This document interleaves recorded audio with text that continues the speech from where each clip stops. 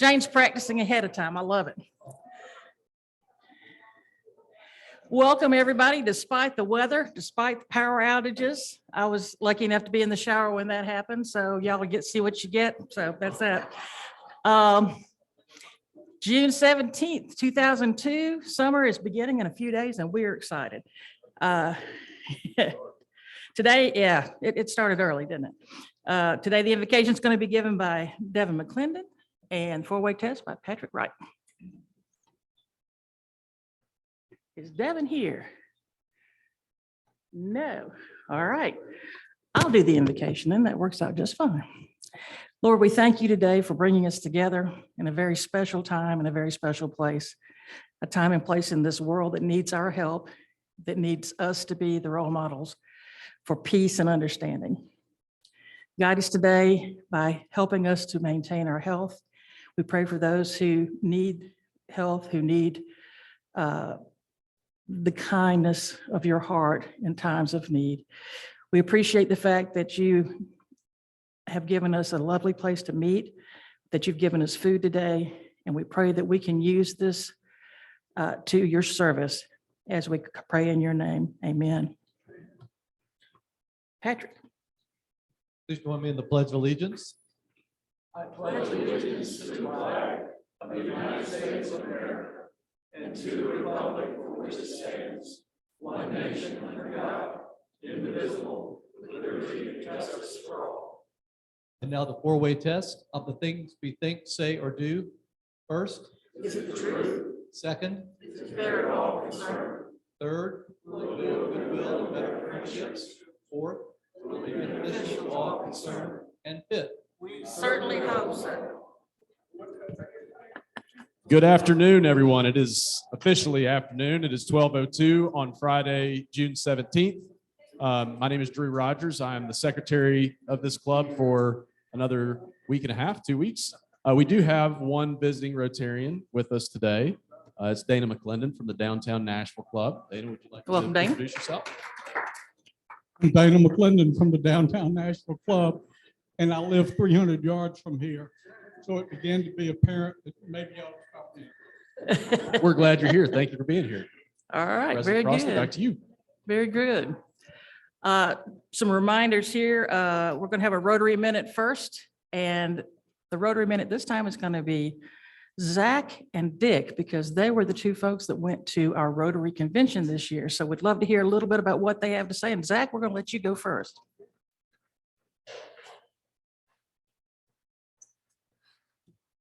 As I'm not really sure where to. Thank you, Dick. I appreciate that. I'm not really sure where to start because I was so overwhelmed that first day getting to the Rotary convention and just excited to see so many people, and having a travel bug. That was one of the reasons why I wanted to go in the first place, to meet so many people from different countries and just learn a new culture. But I highly recommend that if you haven't ever been, and it was really amazing. People commented on the fact that I hadn't been in Rotary much, and I went there where people had been in the club for 10, 20, 30 years, and they hadn't made it. So it was their first time too.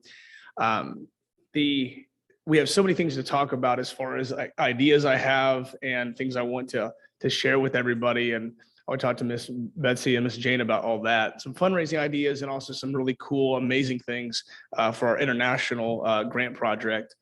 Two things to kind of highlight on that. One was really moving. This lady in Australia, she about 20 years ago in Tanzania, they have the girls, and a lot of people don't have a good education, and they really pretty much live out of adobes and with no roof. So long story short, she created a school, and where it was she started with 3 kids, and every Saturday the villages would come to that area and they'd take a test. It's all academically based.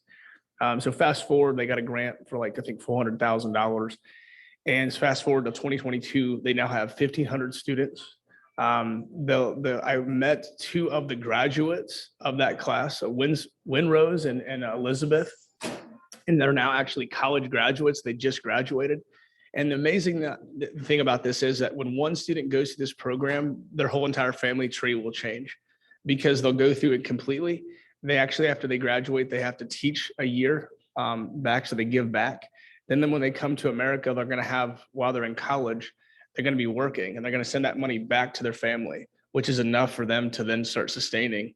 And I believe that then the parents will then be educated too. So really like one student, changes their entire family tree. And also met some really cool people in Haiti giving water to villages, and how it was, the goal was one village. Well, they're like, well, we're going to run a pipe. We might as well just, do all the villages.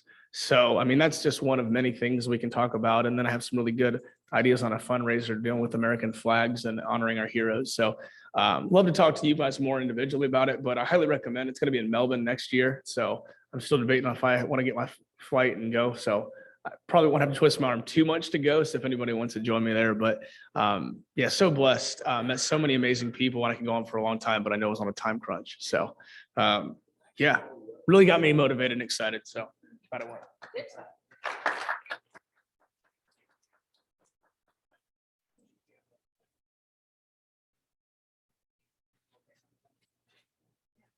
So an international convention. Zach got the Kool-Aid. He's motivated. He's excited. He's dynamic. He's going to do all this stuff. And we will see you in Melbourne. So this was my 14th convention. My buddy at the convention had been to 24. And she went to the first convention with her 1-year-old son, who is now a Methodist pastor in Maine. So a convention is basically 10 to 25,000 of your closest Rotary friends descending on a place where we all kind of say the same thing and do the same thing. I am a convention junkie because I love to engage the world. And there you can engage the world. And Zach, you'll have people wearing their native costumes. I spent a couple of hours with a bunch of Ukrainians. There are about 58 Rotary clubs in Ukraine. And there was a delegation from the Ukraine that came to Houston, kind of waving the Ukrainian flag. No Russian flags, although there are Russian clubs. So go to Melbourne next year if you missed Houston. One of the things this club does is to send its president to the convention, right? And I am a high believer in that because it motivates that person.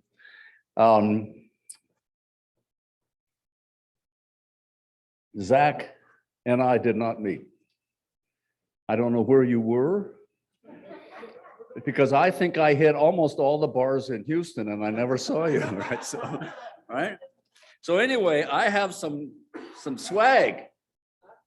So that's for you. A Melbourne breakfast.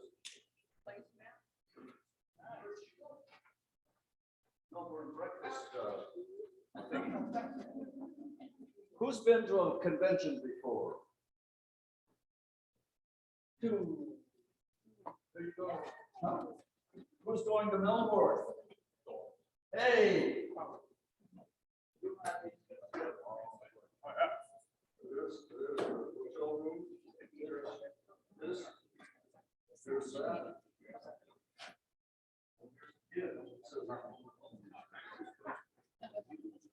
So the end of the story is when you become a Rotarian, you decide yourself what kind of adventure you want to have.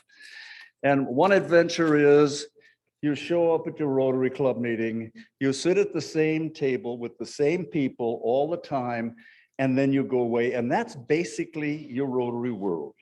At the other end of that extreme is my friend who is now going to be a director of Rotary International from Knoxville, Tennessee, and the one who has been to 25 conventions and engaged the world.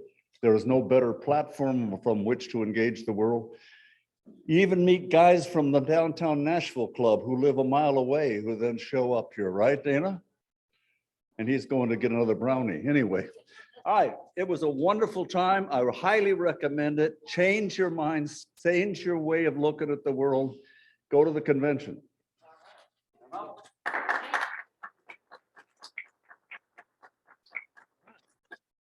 If you weren't excited after that, I don't know who would be more exciting. So we're gonna have Happy Bucks now. Who's doing happy bucks for Jane? Julie.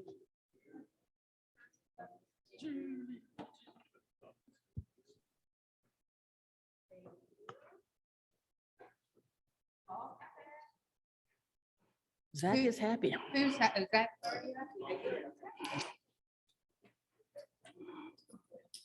So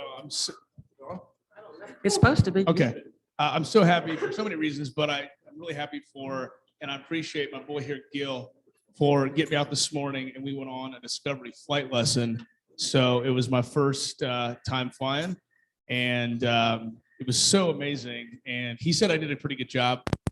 He said he wasn't blowing smoke, so he said I did a really good job for my first time, but definitely going to be thinking about maybe getting my pilot's license now. So really happy about that.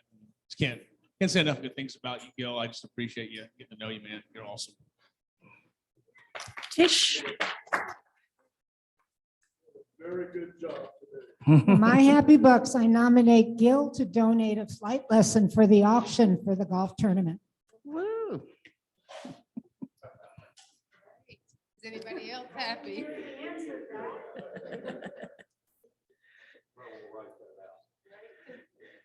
Anybody else? happy? All right. Everybody looks like they're kind of asleep at this point in time, but that's. By the way, Zach, you're a really kind, polite human being, but if you call me Miss Betsy one more time, I may deck you. Just call me Betsy. Yeah, I was just saying, don't call me Miss Betsy anymore. It makes me feel like, yeah. You know, y'all know I recently had a birthday, and so I've started telling everybody I'm 92, don't I look great? So I prefer that kind of approach instead. Just saying. All right. Some few quick announcements. We're going to have banquet next Thursday. So starts at 6 p.m. Should be a wonderful time to see Jane come into office at that time. There will be no meeting on the 24th due to the banquet. There will be no meeting on July 1st due to the holiday of Independence Day. So the next time we'll actually be in this room will be July the 8th. Okay, July 8th. So don't come for the next 2 weeks here, but do make it to the banquet on the 23rd. All right, good deal. Anything else? All right.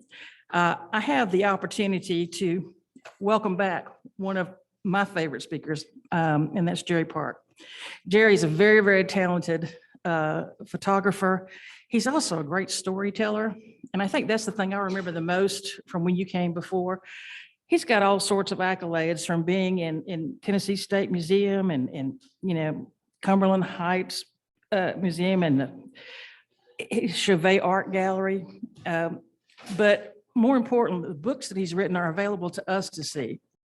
And so I'm just blown away. If you go to his website, you can see some of the beautiful work he's done. But he has brought some stories to us today and some books to us today. And so I would love for us to be able to welcome again Jerry Park. Thank you.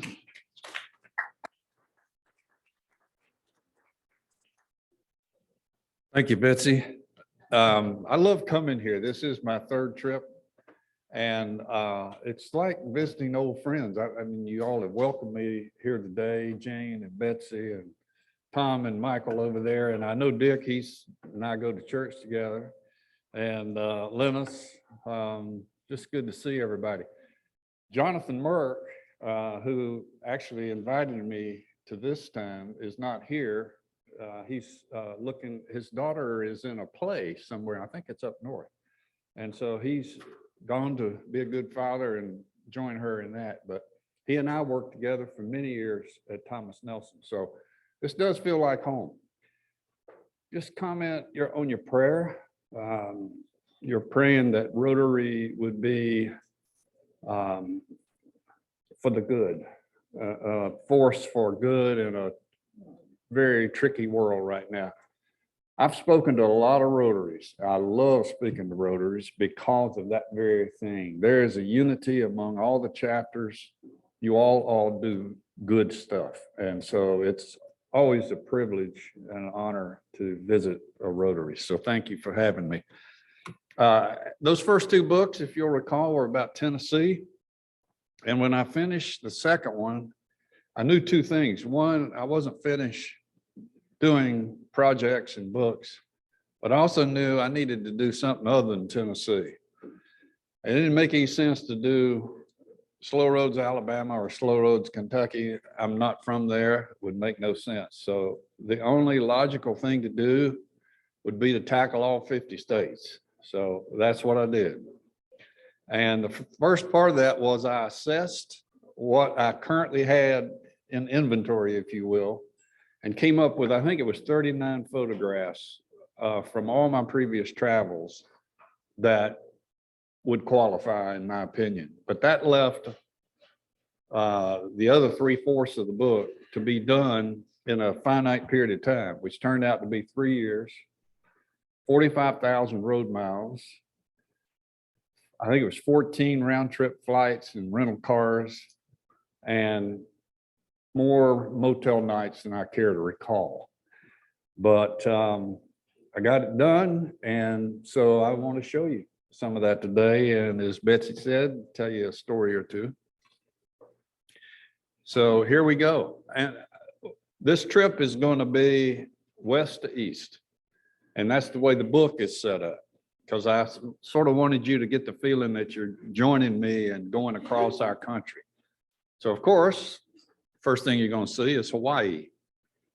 I was so proud to get out here. This is on the island of Oahu, and I got up in the middle of the night so I could get out there by sunup and get this wonderful sunrise. And I figured, man, I'll be the only courageous guy out there. Well, the sun comes up and those two dudes are over there fishing, and they've been there for a while. So anyway, now the first one you expect to see about Hawaii. This one you may not expect to see, but this is Hawaii. This is Maui. Who's been to Haleakala? Look at the hairs. My goodness. Yeah, that's the way to do it. Well, you get up in the middle of the night at sea level, as you will. Well, no, excuse me, if you want to get the sun up, and it's 75 degrees or whatever. You drive up that winding road, you go through the clouds, you get up above the clouds to the parking lot, you open the door, and you're greeted by about a 30-mile-an-hour wind, and it's about -10 wind chill. Tears are going into your ears, and you tend to move pretty fast to get your job done, and that's what I did. But I was thrilled with this photograph. You can see a trail going down through the middle. Let's see if yeah. And people hike that. Just behind me is the crater of the volcano. Beautiful place. And of course, the next most western place is Alaska, and this is the town of Seward, named after the Secretary of State under Lincoln, who purchased Alaska from Russia.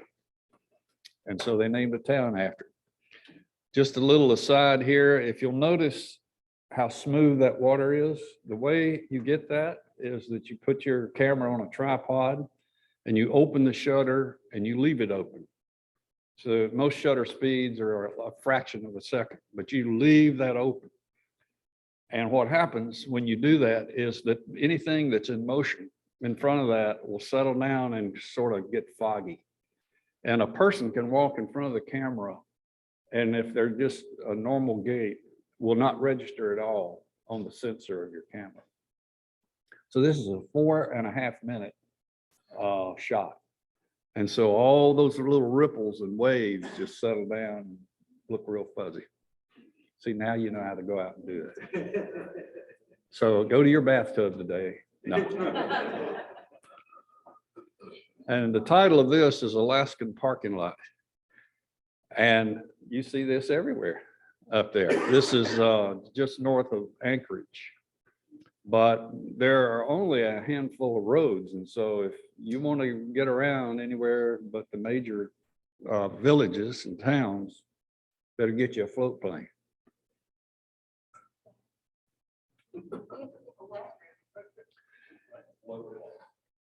Float plane. Yeah, say that fast 3 times. This is in the very northwestern corner of Washington State on the northernmost road in Washington. And the end of that road is in an Indian reservation, the Makah, M-A-K-A-H tribe. And my buddy and I were in the car and we looked up the hill and saw this graveyard, and very touching. So we got out. I mean, you can see the state of the crosses. There are no names on those crosses. Everything was disheveled. And so I wrote a poem, which is in the book, called A Totem's Lament. And it's from the heart of that totem, looking down at his people and what has happened to his people. And this is also Washington State, over near an area called the Palouse, which is the prettiest countryside farmland you've ever seen. Rolling hills and fields of different colors, and just fantastic. It stretches into Idaho and Oregon right there in that corner. This photograph is currently a finalist in a world landscape photographer contest out of England. So we'll see if it makes it. This is my wife's favorite photograph. She was with me when we took this one. This is in Yosemite Valley, in the middle of winter. So beautiful out there. And this is in Wyoming. For the last several months, I've been taking one photograph. There are 159 in the book. And the first thing I did was do a daily post on Instagram, where I would take the photograph and write an extended caption, if you will, or a little short story. I'm now repeating that on Facebook, and I think today, when I get home and do it, it'll be day 22 or so out of 159. But I wanted to read to you what I wrote the day that I posted this on Instagram. And the title of this is called Church on the Plain. There was likely a time when the preacher might stand in the churchyard on Sunday mornings and hear the clatter of wagon wheels, bringing the faithful to worship up this worn, dusty road. Well, there come the Meisenheimers. That's everybody. We can start now. With so many miles to go to get there, I suspect they packed their lunches to share with each other after the last amen, much more than we do these days. It was lonely and hard out there. And this was that one time a week you knew you'd see someone that didn't sleep under your roof.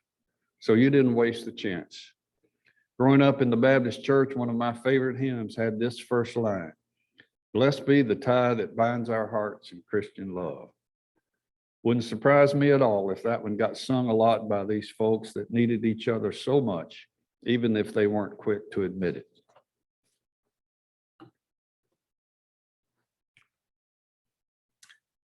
Who's been to Taos, New Mexico? You've been to see the Pueblo then, I'm sure. This is the oldest or the longest continuously inhabited structure in the United States, 1,000 years, and it's the Pueblo Indians. There are, I think, about 60 people still living in this, and not in this picture, but there are some areas where it's stacked 2 and 3 stories together, and they use ladders to get from one story to the next.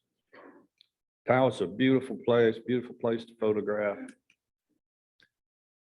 This is looking into Monument Valley. Monument Valley straddles the Arizona-Utah state line.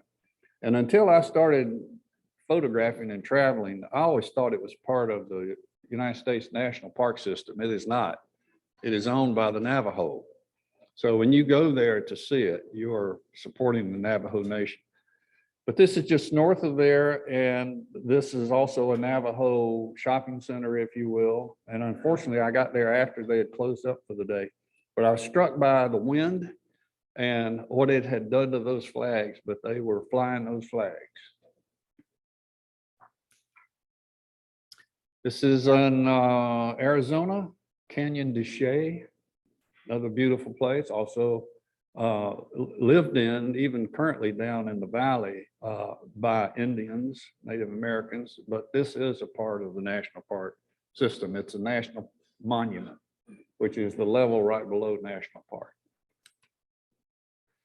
And no telling what this is, and this is in Wyoming. When I come to these places, my mind just starts racing. What was the story? Who built it? How long ago? Did they move out west as part of the settlers, pioneers? How many generations lived there? What did they grow? Did they ranch or did they farm? And what caused them to finally leave and just walk away? Because nobody lives there now. Love to know the answers. This is in Idaho, and this is also part of the Palouse, so you can see that it does start rolling those hills and the colors. There is a story in the book called Peas, P-E-A-S, and it is a story of myself and 3 other idiots that when we were in college, we decided the cool thing to do would be to get in a car. I was living in North Carolina, and go out and pick peas for the Jolly Green Giant in Washington State. So that's what we did. We got in a 53 Plymouth. This is 1964. Yeah. I would turn 21 on this trip. And we drove round the clock, 100-mile shifts driving. So, and we rotate clockwise. So you're in this little car and you're sleeping on this corner for 100 miles, and then you're sleeping on this corner for 100 miles. So we get out there on a Sunday afternoon about 2:30, and they put us to work immediately. At 6 o'clock, we were in the fields working 6 at night to 6 in the morning, 7 days a week. And the romance wore off by lunchtime. And then you'd come back, in the morning, and you would ride out in the back of a truck, everybody standing up, 30 or 40 guys. Try to sleep in an old World War II barracks, unair conditioned, on bunks, right beside people you're not too sure about. Well, my prayers were answered. Thank God Almighty. The peas dried up and they fired us. Never been so thankful for a generous God. And we all split up. And I got a piece of cardboard from a box behind the grocery store and wrote North Carolina on it, and stepped down the road and hitchhiked by myself back across the United States. So you couldn't do that now. But I made it, although there were some moments. So that's in the book, that story. Anybody know what that is? Any farmers in here? Any cattlemen? Yeah, it's feed. Off to the left is the largest stockyard I've ever seen. Thousands of head of cattle. And they go through so much of it. This is how they bring it in there. So I thought, how would I feel if somebody drove over my lunch? I guess it doesn't bother them. There's another one of those story shots. This is Nebraska. And, a lot of people think that the plain states are sort of boring. I love them because I like minimalist approach to photography, where you've got a very clear subject, and the whole picture is about that subject. You can frame it exactly the way you want it without any impediments. So I love shooting out there. Take that one, for example. That's Kansas, and similar thing. That was the first shot that morning. Sun was just barely up.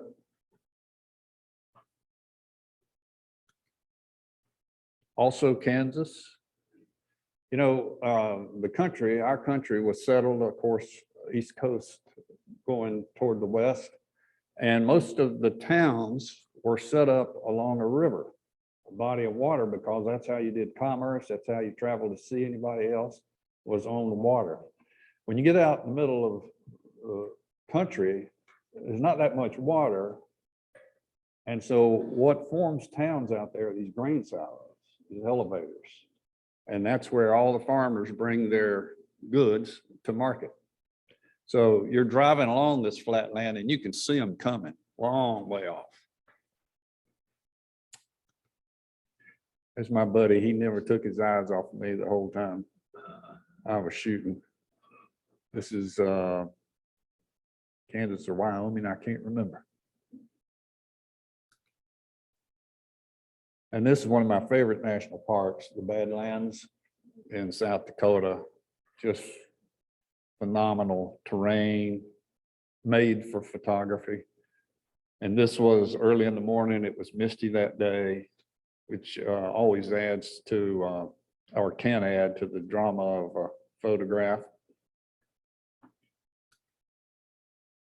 And this is also in the Dakotas, also on Native American land, the Lakota tribe. If you're familiar with the Wounded Knee massacre, that's the tribe that was involved with that, and not very far from this church. And that's a very sad place. The memorial, the little graveyard, is not really kept in great shape. And there's really been no improvement around that, and very somber site. This is also South Dakota, and this generated another little story that I want to read to you. As I sat there and looked at that photograph, this is what I thought about. The following are all the reasons I could come up with as to why this car was designated this particular spot along the highway for its final resting place. One, the rancher knew it was dying and didn't want to ruin the view around the house, so he drove it out here. Number two, it hit a cow. The cow lived, it didn't. Number three, it actually belonged to Bonnie and Clyde, and the owners charged to take a tour. Number four, it was one of the early versions of an all-electric car, and the extension cord wasn't long enough. Number five, it's a feeding station for livestock. They've trained one cow and one horse how to open the doors. Number six, they discovered that it was a rainmaker. It's been known to attract heavy, fluffy clouds followed by downpours. Maybe it was parked out here today. Number seven, it pulled many a plow through the fields after the John Deere bit the bullet, but it was just too much for the old girl. She lays where she died. Number eight, they're growing hallucinogenic mushrooms underneath it. And number nine, and finally, it's actually not a car. It's a very rare Plymouth plant, which has evolved from sewing thimbles and attracts prey by emitting a pseudo new car smell. I have too much time on that. Yeah, I'll have to read this to you in case you can't read.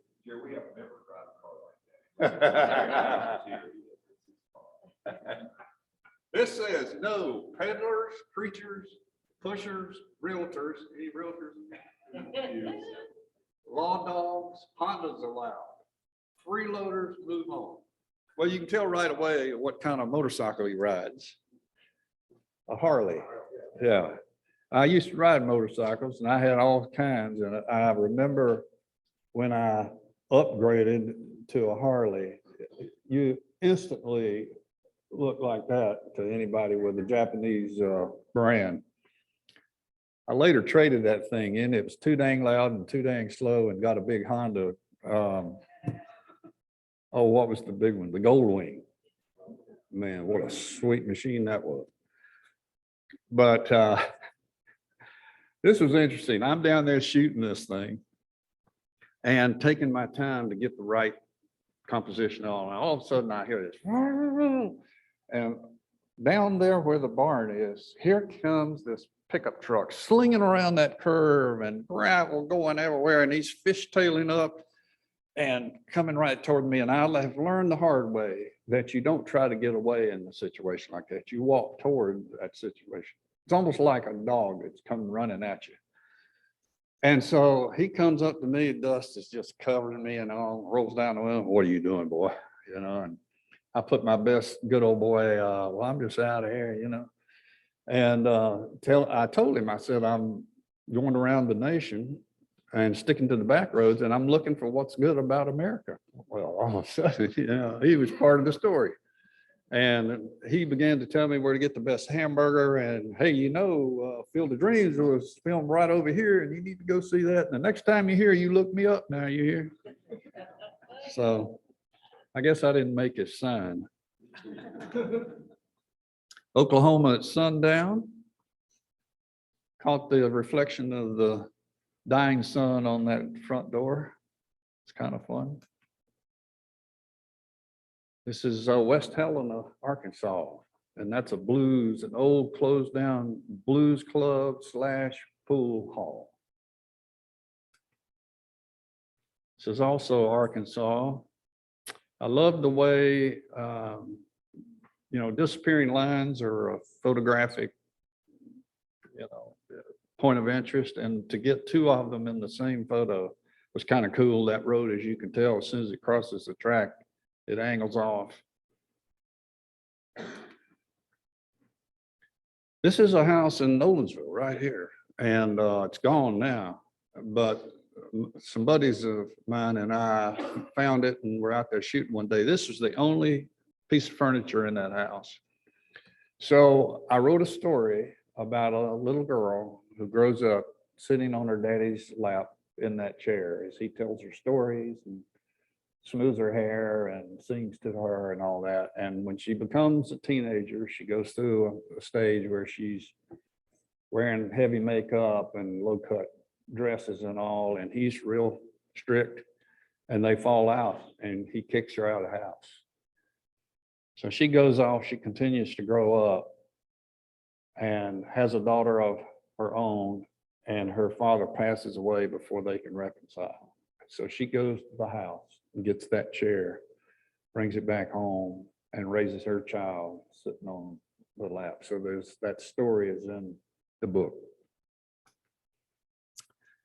Now, this photograph is proof that you never stop looking for a photograph. I was at the end of a week in Texas, and I'm on the interstate 5 miles away from the airport to go back home in San Antonio. And I looked to my right, and there on the frontage road is this scene. And going back to the minimalist thing, I love bare trees. And so I swerve over and I go down that frontage road and I get this thing and rush to the airport. But you never know where a photograph's going to be. And you can probably guess the state. It's close, Louisiana. But there are places like this in Mississippi and South Carolina and Georgia. But don't you just wonder what's at the end of that? This is Louisiana. Yeah. I'd love to have been invited to go down and see what's at the end. This is in Alabama, and the name of this band is Skeleton Crew. Of course it is. Somebody here is from Alabama. Well, the reason I was down there is my daughter lives down there with her husband and family. This is the first photograph. This is one of those 39.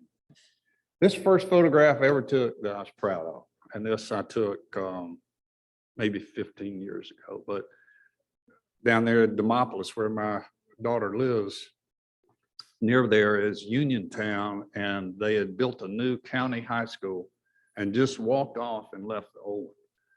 So the rain and weather had already caved in part of the roof of the auditorium. Had pianos sitting there. They had rooms 6 inches deep in books, lockers, desks, blackboards, just walked off.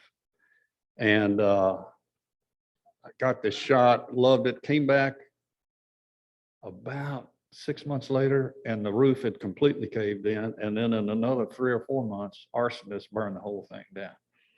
So I'm very happy to have that photograph. This one's called Swamp Buddies. I don't know if you can see that gator laying on that log or not. And this is not Photoshop. They were that close together. In the Everglades.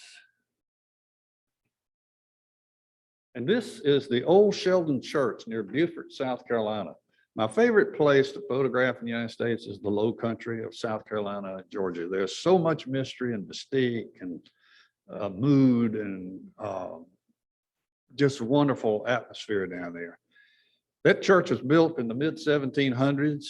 The British burned it down, Revolutionary War. They waited until the mid 1820s to rebuild it. And then our friend, Mr. Sherman, burned it on his march to the sea, and they left it alone at that point. But it is now owned by a church, a Catholic church in downtown Beaufort, and they allow any of their members who want to get married there to do that. And that was what was going on this day. Those ladies were warming up for the wedding. And this is also near Beaufort, South Carolina. There's a Beaufort, North Carolina, but it's Beaufort, South Carolina. This is in Indiana. I don't do a lot of Photoshop, but there are times when you see something and this image comes to mind of what it makes you think about. And the only way to get that done is to remove things or add things in Photoshop. And that's the case here. The original of this had a lot more limbs that were just kind of scraggly and going every direction. There were buildings in the background. So I got rid of all that, put a new sky in it, because this is what I felt when I walked up to this. It's in Pennsylvania, near Amish country. This is Amish country. I flagged the buggy down and told the daddy what I was doing about the project. And I said, I know y'all don't like to have your photographs taken. Would you consider it? And he looked like he'd never heard that. Turns to his wife and she said, I don't care. So I pull in behind them, and I'm driving with my knees. You got my hands holding the camera up on top of the wheel, and I've got the lens touching the windshield to get rid of the glare. And I'm just clicking away. And the whole time that kid never turned around. And none of the rest of them ever turned to look at me. So he's the one, when he's 16, he hits the road and says, see you later. I did not know until I got home, pulled it up on my computer, what I had, the bonuses I had in the two side view mirrors. You got daddy over there with his beard and mama and the baby on the left. So that is my favorite photograph in the whole book. It's also the back cover.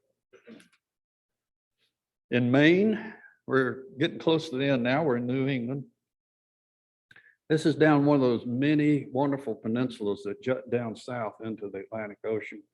And there are little fishing villages and corners and coves and all sorts of wonderful places down there. And then you'll see an old ship like this that they just brought up there, and that's where it died, laying on the sand. It's like, what's the matter with you? Ain't you ever seen a truck driving dog before, man? Now, this is in the parking lot of a Dunkin' Donut. So I thought after I left there, I wonder if he'd send his master in there to get him a doggy latte or something. But that attitude is great. I'm cool. This is New Hampshire on a quiet, still morning. And this one is pouring down rain. This is also New Hampshire.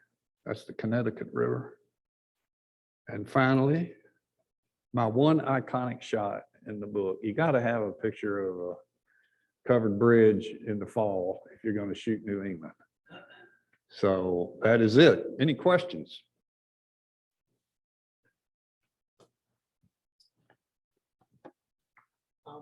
So you said you like went off the kind of the backcountry roads and stuff. I was curious, like, Yeah. how did you find or inspiration on where to go? You had so many options. Yeah. Did you just Well, before I would head out to someplace, I would draw a rough circle as to, like, if I flew to that trip to Texas, I flew to San Antonio. I knew I wanted to get the central part of Texas and get up and get some Oklahoma and come back down. But it's just a rough outline. I literally come to stop signs quite often and left, right, I'll try this. And I never have reservations until about 2:30 in the afternoon. I'll get on Hotwire and I'll figure out about where I'm going to be and search for a place there.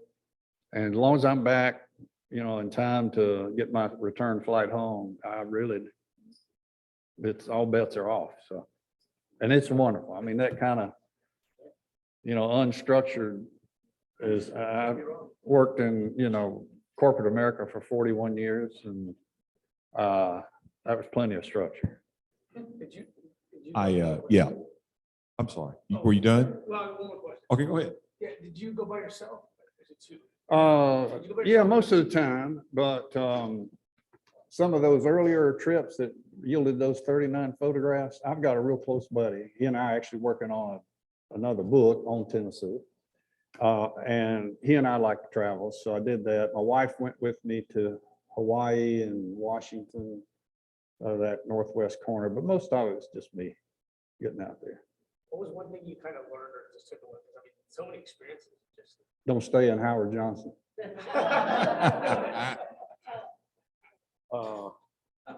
So do you got any more? no, I'm good. Just one. So maybe I missed it, but do you do many at night in the evening? Because when you're out west, there are some incredible, at least in my opinion, vistas of stars that come out. Oh, yeah. I don't know how hard that is to photograph. I don't. And, sun up and sundown are famously what are called the golden hours for photography, and you can get great shots there. And I got a few of those, like that first shot in Hawaii, but it just, in most cases, it wasn't worth it to me to stay up those extra hours. I'd be worn out by the time, it was 4 o'clock in the afternoon. I'm pretty shot. So I didn't. Yes, sir. Yeah, throwing out all the exotic places for, Hawaii and Alaska and all that stuff. Just sticking to the plains in the Midwest, what would you say was your most fascinated state out of the plains or the Midwest? Well, the plains would definitely be Nebraska and Kansas. And then South Carolina and Georgia, fantastic. I love New England. I mean, it's hard to narrow them down. Southwest is its own magic. I mean, Arizona, Utah, New Mexico, and I love like middle America, going through Ohio, Indiana, Illinois, those little towns, fantastic. Yes, Hi. ma'am. First of all, your images are amazing. Thank you. I have a real appreciation, as my sister and brother-in-law are both professional photographers. Cool. And travel all over the place. My question is this, knowing them. You work with shooting and traveling, and then there's post-production to Right. make the photos look like that. Which is your favorite? Which is your, because shooting is one thing and post-production is totally different. And I hear these things from my sister and brother-in-law all the time. Shot was so great, but so I'm curious from another photographer's point of view. Well, I enjoy taking the photographs and looking for the photographs more than I enjoy post-processing. Post-processing is work. And now it's also, in some instances, it's very creative, like that tree from Indiana. That was so much fun to envision in my head. Can I turn this thing into this look? And I was able to do it. So that was a thrill. But most of my post-production is just add a little contrast, open up the shadows a little bit. I mean, no, I do not use a drone. Yeah. Yeah, I've never gotten into that. Yes, sir. Two questions. First one, I noticed you have a lot of pictures of plains. Yeah. Very few of the mountains. Is there a reason for that? The second one is what kind of camera? No, there's not a reason for that. In fact, I hadn't even thought of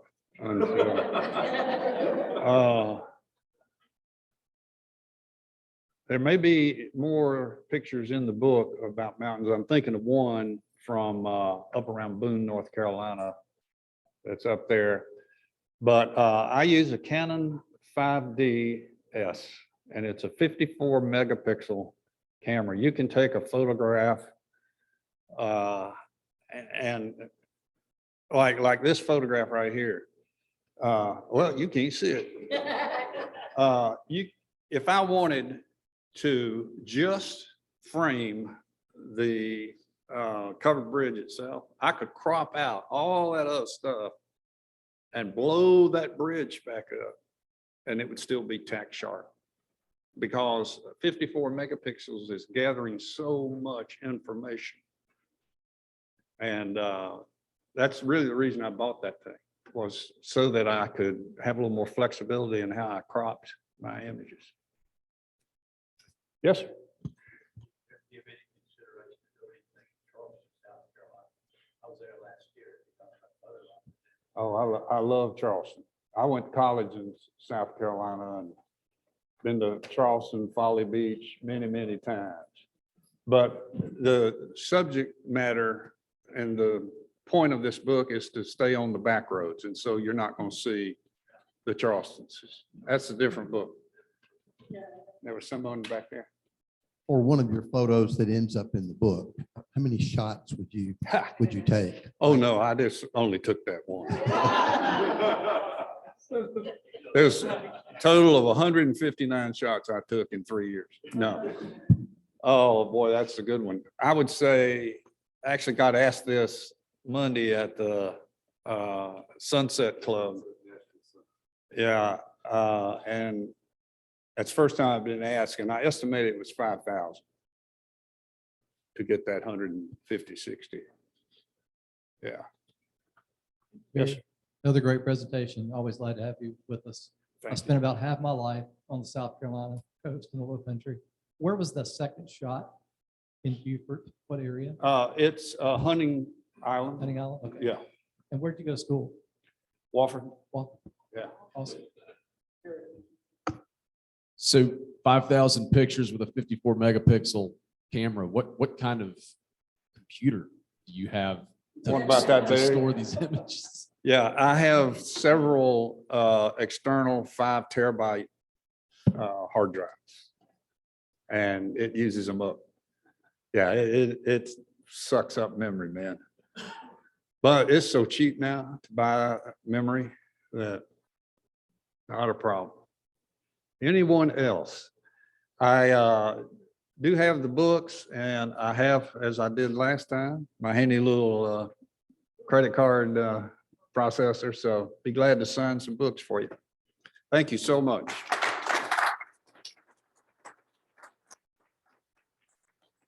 Jerry, we, again, just walking through those places, we feel like we're there, I think, listening to you lead us through.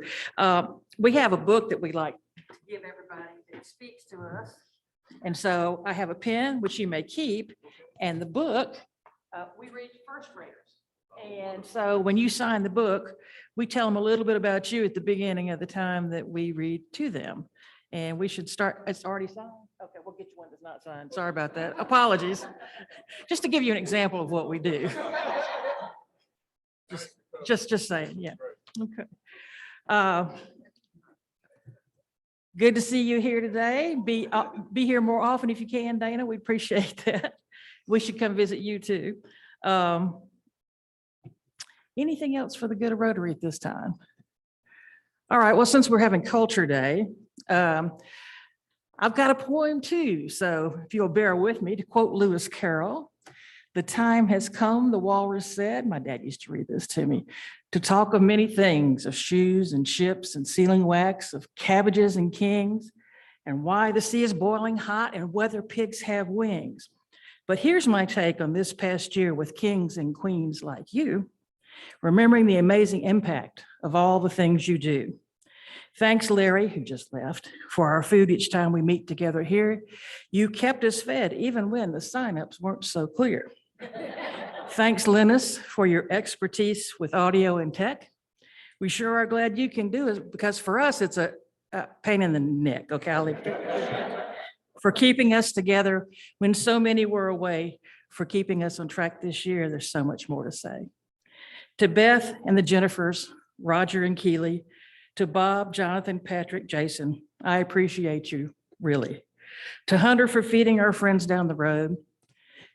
To Drew for carrying the secretary load. To Sherry for planning all of our events. Y'all are the best, 100%.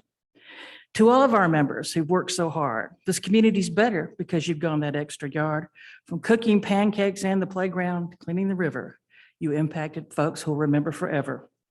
Thanks for supporting me, keeping me strong. These verses have probably gone on a little too long. So I thank you for allowing me the chance to serve you. And now here comes Jane, right in time to the rescue. I can't imagine any better company each Friday than all of you here in our own Brentwood Rotary. Thank you. We are adjourned.